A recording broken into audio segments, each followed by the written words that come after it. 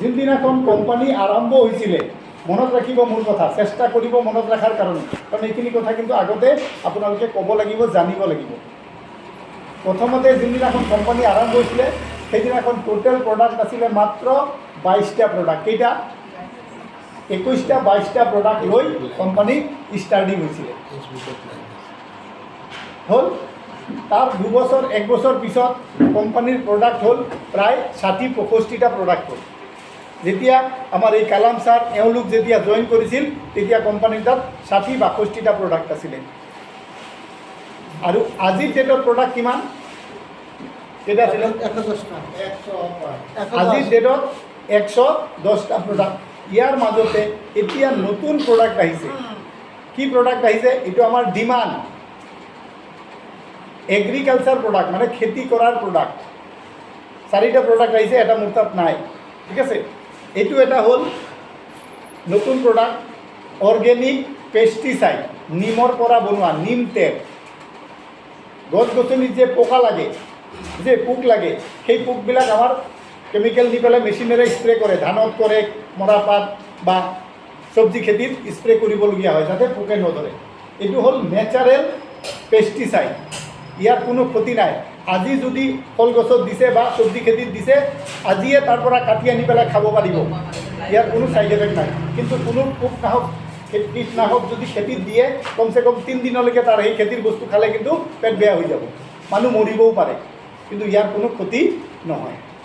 Organic pesticide, কাৰোবাৰ ফুলনি বাৰী আছে, যে কাৰোবাৰ সৰুকৈ খেতি কৰিছে, জিকা খেতি কৰিছে, কিবা কৰিছে, এইটো ব্যৱহাৰ কৰিব পাৰে। ইয়াৰ ভেলিডিটি আছে কিমান? 3 বছৰ। আজি খুলিলে 3 বছৰলৈকে ব্যৱহাৰ কৰিব পাৰিব। ব্যৱহাৰৰ নিয়ম 5 টোপাল 1 লিটাৰ পানীত দি স্প্ৰে কৰিলে হ'ল, ছটিয়াই দিলে হ'ল, পোক চোক যিমান আছে চব গুচি যাব। দামো কিমান? 399 হ'ল মানে MRP। কিমান?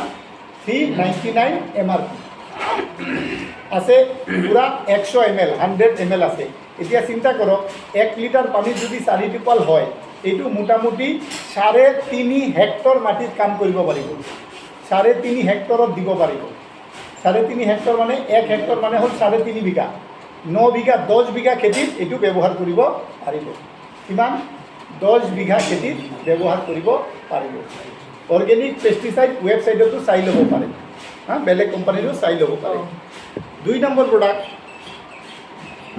কৃষি প্লাছ আছে।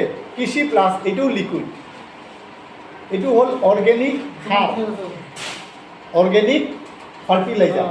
ইয়াত কোনো ধৰণৰ কেমিকেল নাই। এই ইয়াৰ মূল কাম হ'ল কিন্তু গছ ডাঙৰ কৰা। তোৰ কোনোবাই ফুল গছ লগাইছে বাৰীত, গছকেইটা ডাঙৰ হোৱা নাই, ওখ হোৱা নাই। এই বস্তুটো যদি ব্যৱহাৰ কৰে গছৰটো কোনো ক্ষতি নহয়েই, মাটিৰ কোনো ক্ষতি নহয়, বৰঞ্চ গছৰ উচ্চতা কিন্তু বাঢ়িব। য'ত কাৰোবাৰ 3 ফুট হৈছে সেইটো 4 ফুট 5 ফুটলৈকে বাঢ়িব যদি এইটো ব্যৱহাৰ কৰে। ফলন কম হৈছে, মানে গছত ফুল কম লাগিছে বা ফল কম লাগিছে, তাতো ই কাম কৰিব। কেনেকৈ দিব?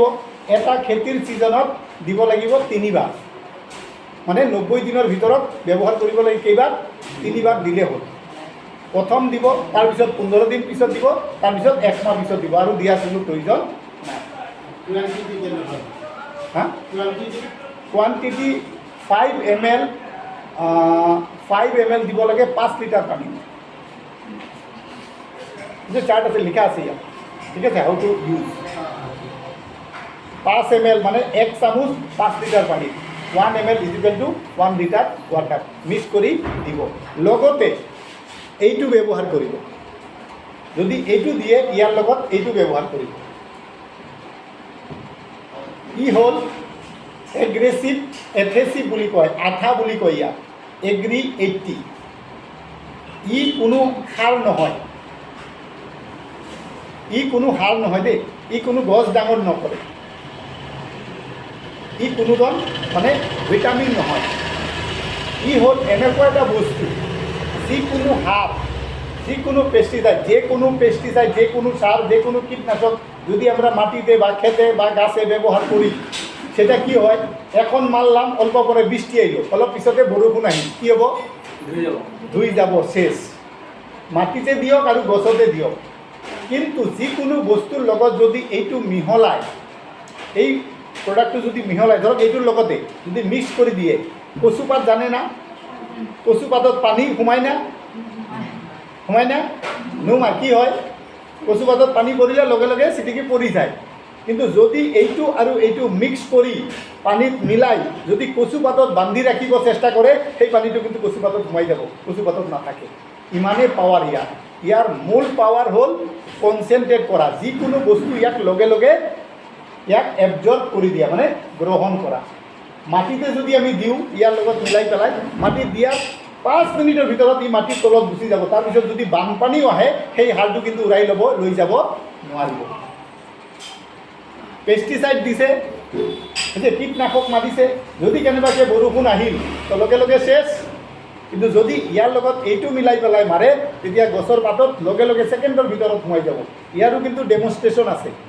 ইয়াত যেতিয়া ডাঙৰ মিটিং হ'ব আপোনালোকে ডেমনষ্ট্ৰেশ্যন চাই ল'ব। কি ডেমনষ্ট্ৰেশ্যন আছে? এনেকৈ আমাৰ যে কি কয় কাৰ্টুনবিলাক যে থাকে, এতিয়া কাৰ্টুন এটা ল'লে, কাৰ্টুন এটা 2 টুকুৰা কৰক, কৰি পেলাই 2 ভাগত এনেকৈ ভাগ কৰি ল'ব, হৈছে? ভাগ কৰি পেলাই এটাৰ মাজত পানী দিব। কাৰ্টুনত পানী পৰিলে এইটো গলিবই, তললৈ যাবনে নাযায়? আৰু এইটো এটাত এইটো দিব, হৈছে? 5 মিনিটমান পিছত চাব, যিটো এইটো দিছোঁ কাৰ্টুনটোৰ টুকুৰাটোত, এইটো একদম ফুটা হৈ তলফালে দি পানী মানে ৰস ওলোৱা আৰম্ভ হ'ব। কিন্তু যদি দেখা যায় পানীটো হয়তো এটা বা দুটা খলপত গৈ নোযোৱা হৈ গ'ল, তাতে শেষ। ইয়াৰ পৰা প্ৰমাণ হয় যে ই সোনকালে মাটিৰ তলত যাব পাৰে। এইটোৰ প্ৰমাণ কিন্তু ইয়াত আছে, বুঝতে পাৰছো? এবজৰ্পশন ক্যাপাসিটিটা এটা বেশি।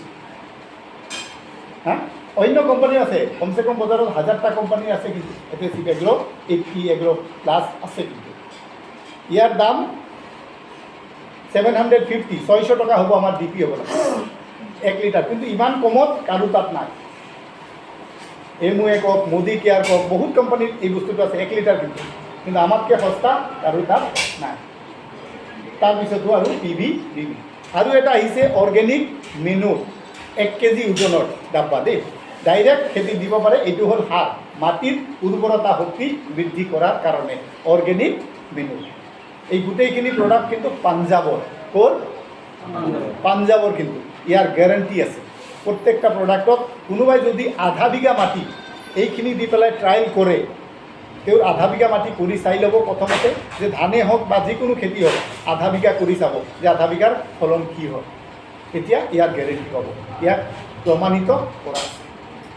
তো এনেকৈ নতুন প্ৰডাক্ট আৰু আহি আছে। কিন্তু আমাৰ এই 2024ৰ ভিতৰতে আমি খাব পৰা প্ৰডাক্ট কিন্তু আৰু আহিব অলপ।